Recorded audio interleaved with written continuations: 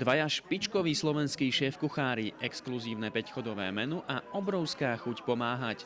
Liptovský Ján bol v polovici mája svedkom netradičného gastronomického súboja na ostrie noža, ktorého víťazom sa stal každý, komu nie je ľahostajný osud chorých detí. Považujem sa za toho človeka, ktorý proste má to šťastie, že nemusí využívať služby ani svetielka, sme zdraví, sme principiálne šťastní, nič nám nechýba a myslím si, že je to naša povinnosť sa o to podeliť a toto je ten spôsob, akým to robím. Richard sa nechal inšpirovať úspešným zahraničným formátom a postavil proti sebe dvoch skutočných majstrov.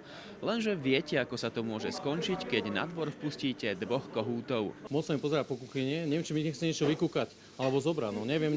Prekáračky napokon zostali v priateľskej rovine a s prispením oboch šéfov ponúkli hosťom Liptovského dvora nevídaný gastronomický zážitok.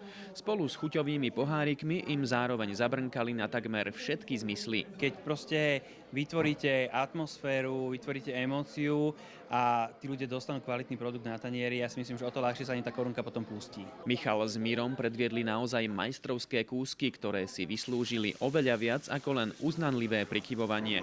Pri pohľade na tieto dobroty bolo od začiatku jasné, že šetriť sa určite nebude. Hostia každý z 5 chodov ocenili podľa chutí, svedomia i možností. Som rád, že môžeme pomôcť dobrej veci a vždy, keď ma oslovia, tak neváham ani sekundu a vždy do toho idem. Je to úžasné, že aj s gastronómiou sa môže pomáhať dobrým veciam. Vždy sa varí s láskou a s chuťou, keby sa to nerobilo tak to nemá zmysel. Ale možno, keď chceme takúto dobrú vec podporiť, je to úplne niekde inde. Nemalou troškou prispela k úspešnému večeru aj moderátorka Adela Banášová, ktorá očividne radšej koštuje ako varí. Ja rada ochutnávam také špecialitky. Ja si pokojne dám aj jednoduché jedlo, moja večera väčšinou býva bezlepkový chlieb s cibulou. Chlieb síce na hostine nechýbal, no šéf-kuchári si predsa len dali pri výbere jedál o niečo viac záležať. Veď napokon varili za deti, s ktorými sa osud škaredo zahral. No a všetci zúčastnení za nich zasa s chuťou jedli, čo niektorých doslova prekvapilo. Že ľudia sú schopní prísť, sústrediť sa na jednom mieste a podporiť takouto vecou Svetielko nádej, Centrum pomoci detskej onkológie. Súťažilo sa aj za malého Marka, ktorý si na cirkulárke dokaličil ruku a teraz mu chýbajú peniaze na rehabilitáciu. Ale čo tam je teraz, aký problém, povedz?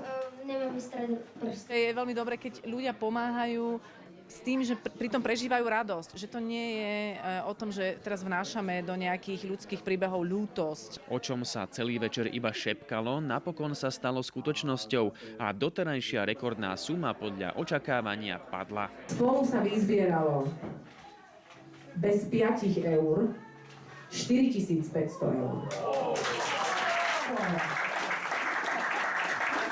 My sme za ňu nesmierne vďační organizátorom aj všetkým ľuďom, ktorí dnes mohli tráviť čas úplne inak a oni prijali pozvanie.